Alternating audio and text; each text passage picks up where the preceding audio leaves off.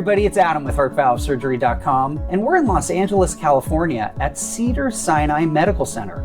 I'm thrilled to be joined by Dr. Laura DiChiacchio, who is a leading cardiac surgeon. Dr. DiChiacchio, it is great to see you again, and thanks so much for being with me today. Thank you for having me. Yeah, so we're here talking about heart valve disease, and one of the big questions in our community is about bacterial endocarditis. Can you share what is bacterial endocarditis?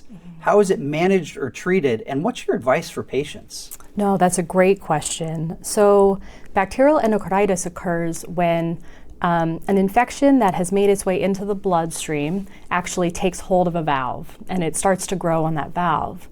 And so it can manifest in a couple of ways. Acutely, it can cause destruction of the valve and symptoms related to the valve not functioning well.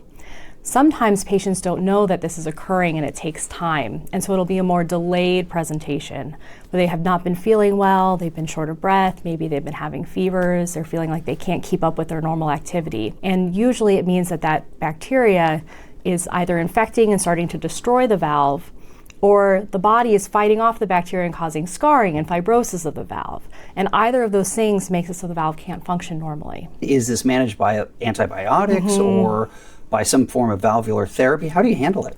So first-line therapy is IV antibiotics. Then it's an assessment of how the valve is responding to the infection, how the body is responding to the antibiotics, and whether antibiotics alone can be enough.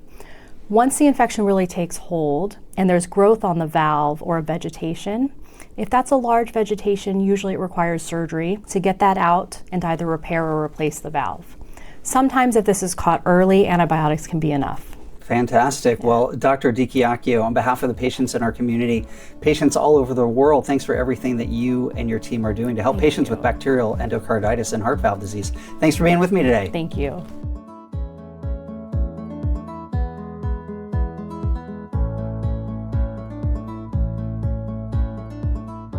Hi, everybody. It's Adam. I hope you enjoyed that video.